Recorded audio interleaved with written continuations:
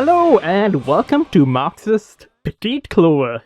Yes, so this is going to be a bonus episode of sorts, an emergency pod, if you will. And the emergency is the show Ave Mujica is buck wild. It truly is. Yeah, so to join me in this emergency is my co-host, the Engels Next Door, and I'm Eric Hobsbawm. And welcome to the fact that you will be getting these out of order. So this is we're going to be talking about episodes 2 and episodes 3 of Ave Mujica.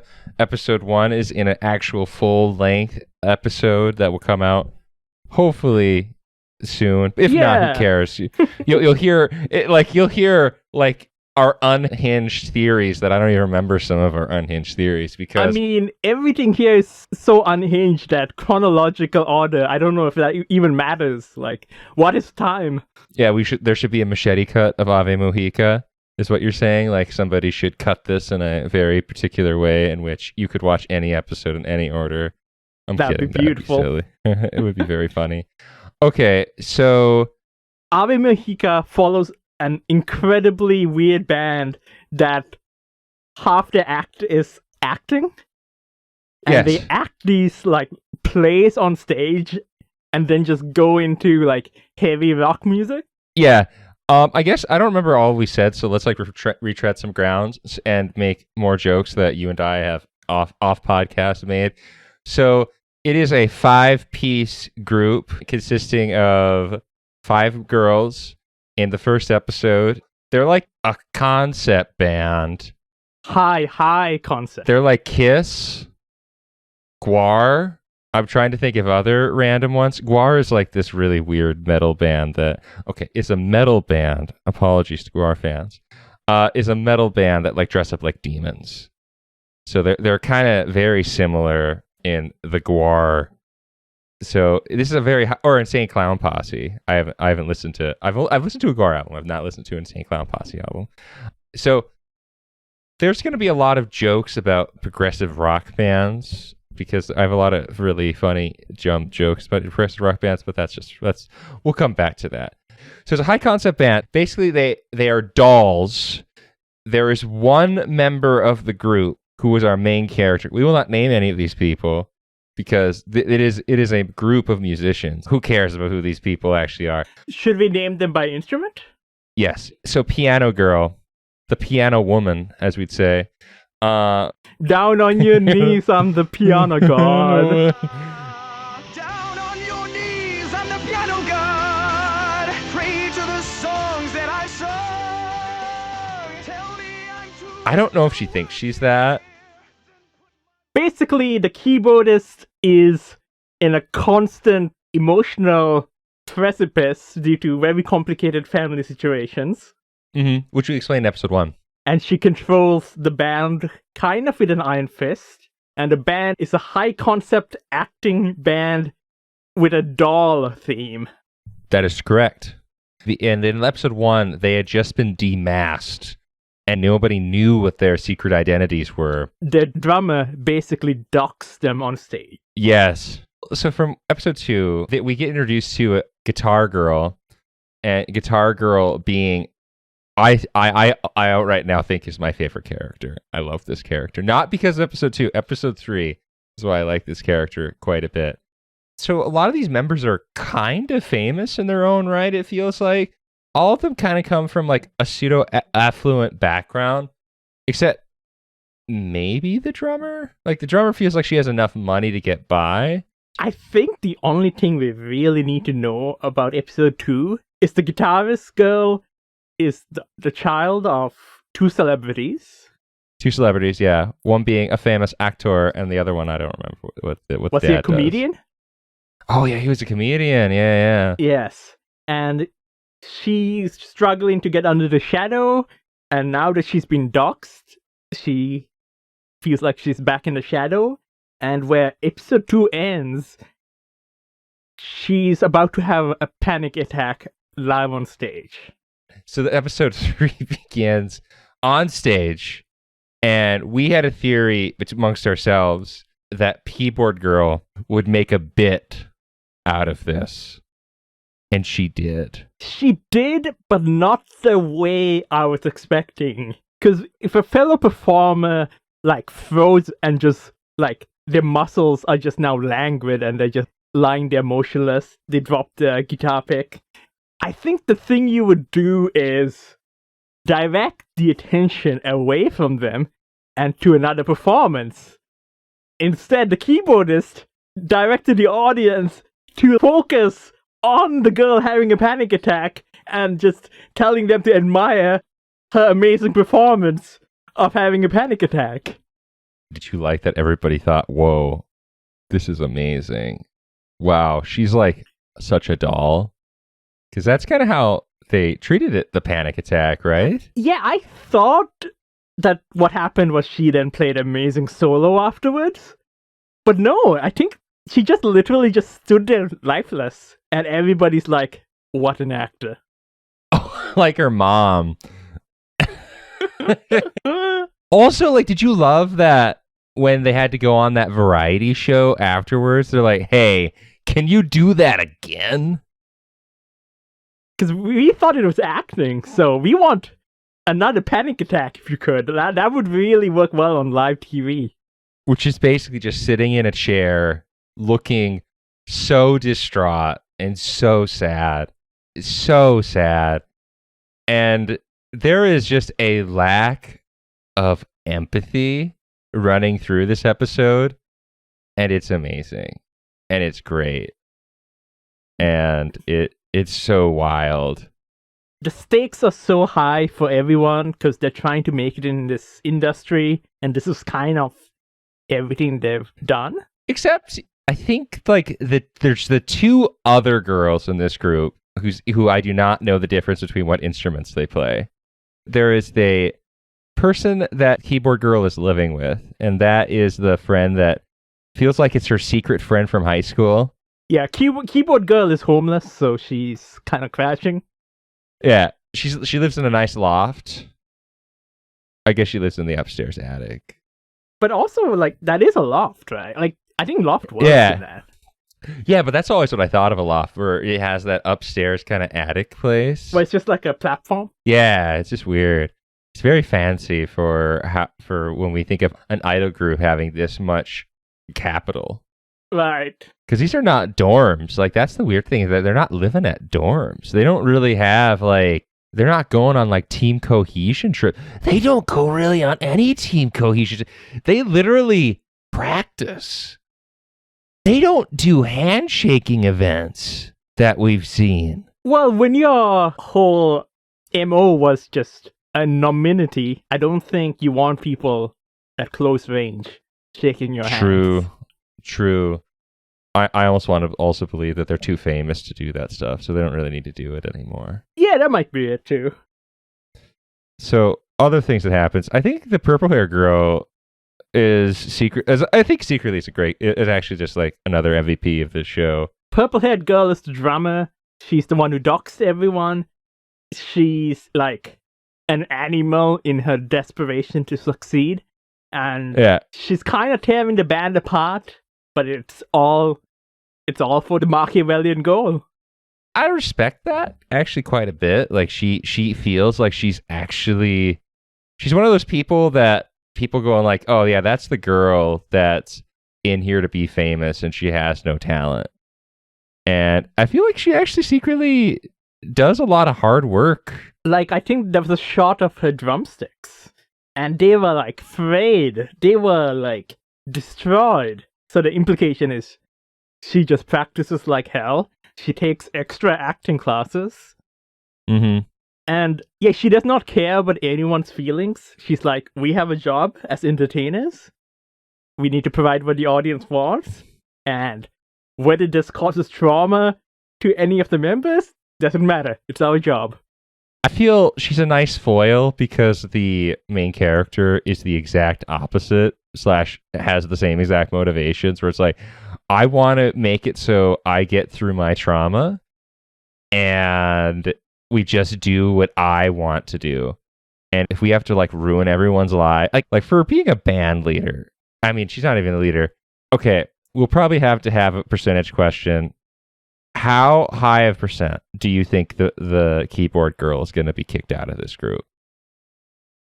I don't think you can. I think you just form another band. That's like kicking Robert Fripp out. I almost want to believe that she's going to go work on Poltergeist and during the recording of one of their albums, and then she's going to come back and be like, "Oh, it just didn't work out. This is a Genesis joke." Yeah, keep the progressive rock counter ready, guys. Yeah, there's a lot of Genesis in this because she's weird. If for people who are Genesis fans, I think she is the keyboard girl is the Tony Banks of this group because she is very intense. I'm sorry, Tony Banks, if you're somehow listening to this podcast. I think you're very talented. As is the keyboardist, and I think for her, the stakes are higher than for anyone because I don't think it's about being famous. I think if this band doesn't succeed, like she's going to break down, and not in like I'm gonna have a panic attack on stage breakdown. Like I think she's gonna become a serial killer. I mean, to go to probably the meat of this matter of this episode that's interesting is that Panic Attack Girl, Guitarist Girl, has one of the most intriguing sequences. This is a really interesting turn for this character. She has been having these weird fantasies, almost like delusions in a way. Chaos Head reference. She's been talking to herself. She's been in the basement a lot, which I find strange that she's just like, I don't know if this girl has slept for a while. If she has, she's been passed out, which is why she's been having these delusions. So these delusions that she has really give me like a Yuri Kuma penguin drum vibe. Yeah, they're very artful. They're very interesting. Yeah. And I like them. And also because, like, weirdly, she also feels like she has quite a bit of history with the main girl. Yeah, like she was in a previous band with the keyboardist. And knows a decent amount of information about her and maybe knows something about her backstory. I think she liked the band when she was anonymous. But it's also one of those things where I think she just likes playing. And I don't know, that ending sequence where she gets eaten by the doll in her delusions. The doll in her delusions. And then she be kind of just, I feel like that in a sense is her just saying our relationship, like, I don't care about you, like about the main girl anymore. And I think that's actually kind of weirdly growth where she's like, I'm here for me and I'm not here for you. I'm not here for your stupid concept. I'm going to play music, but I'm going to enjoy it, but I'm not here to save you, which I think is very sad, but kind of beautiful in a weird way. I'm not 100% sure that all represents a relationship with the keyboardist. I don't think it does either. I just think that something has been broken. Yeah, but I don't know if that's the link with the keyboardist or the link with her parents or just her asserting her individuality in general, that she's not going to be pushed by anyone. That's true. I might be viewing this in a very nefarious reason. What if getting eaten by something in your brain is actually a good thing? This show would do that. The show would do that. That is interesting. Yes. So you're saying it's actually like a positive thing? Yeah, because this whole episode, the purple-haired drummer and the keyboardist are kind of pushing for different directions in the band. Really, do they just want to become an acting troupe or stay as a band? I think that's what it comes down to. I think the purple-haired girl just wants this as a platform for something better. Yes. And she's aware of what the audience wants, and she's like, we should give it to them, even if it's traumatic for us.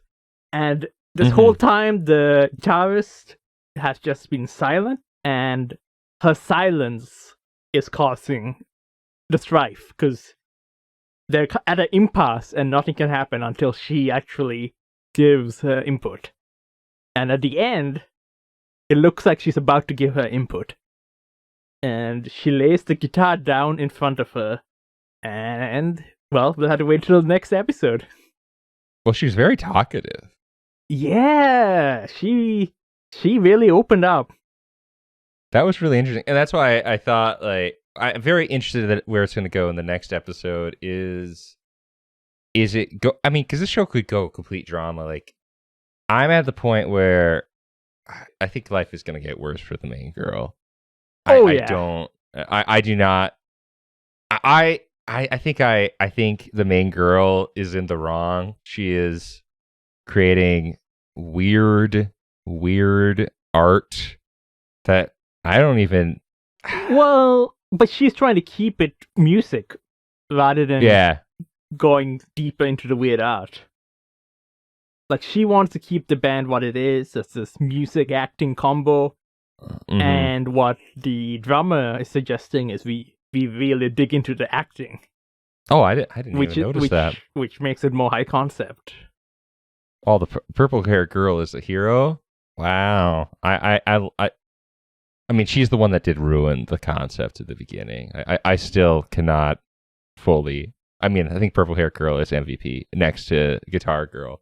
But, like, ruining the mask, it's been a few weeks since we've talked for the first episode, which you probably will not hear for a bit. As I said about the TV performance needing them to recreate the panic attack, Mm-hmm. they were saying if we do that, we're admitting that the music doesn't matter.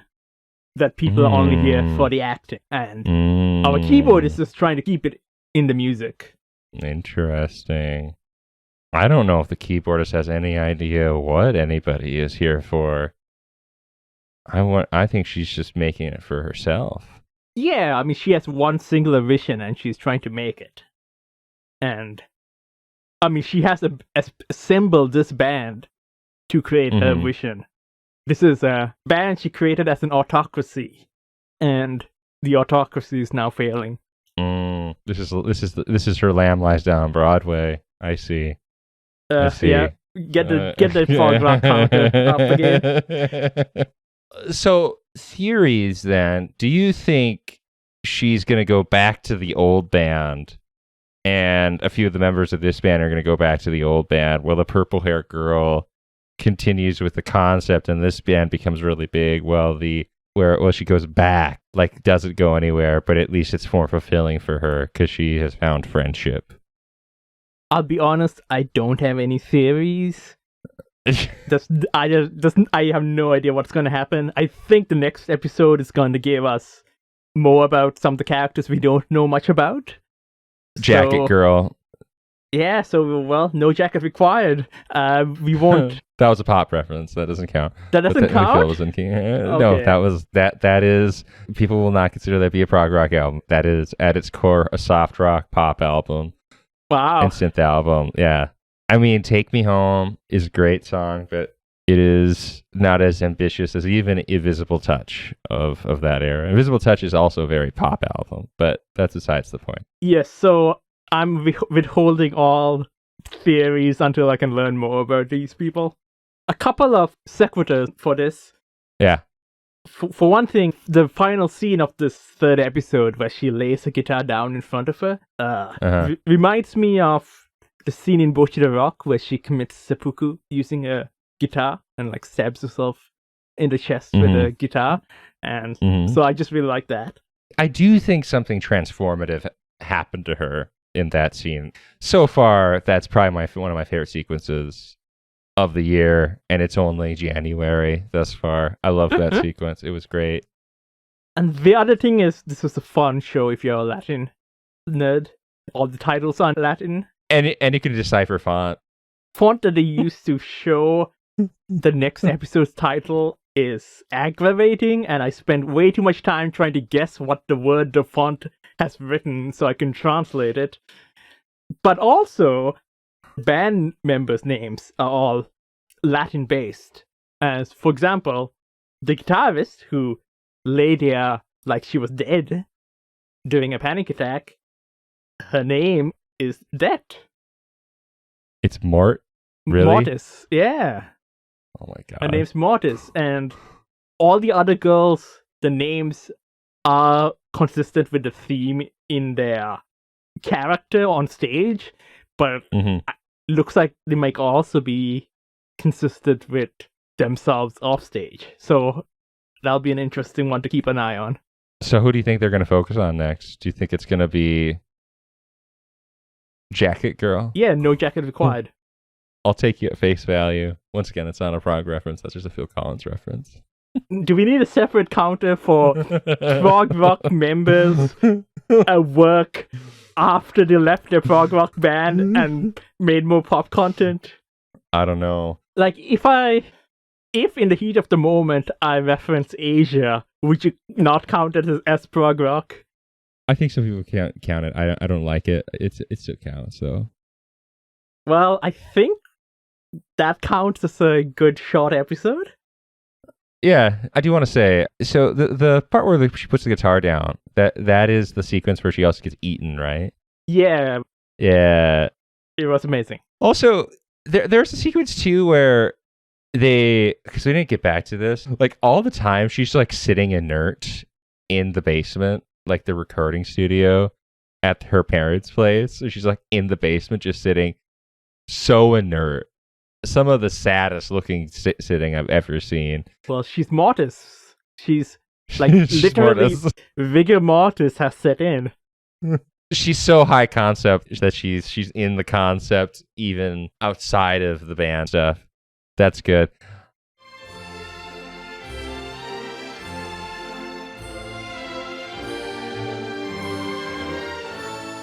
This is the emergency podcast for episode 3 of Ave Mujica, and when the next episode happens, it will definitely be an emergency, and we'll have another of these. Mm-hmm. So this has been Marx's Petite Clover, and this is Eric Hobsbawm and Engels Next Door. Yep. And we'll see you soon. See you soon. Bye. おはようございます。あらあら。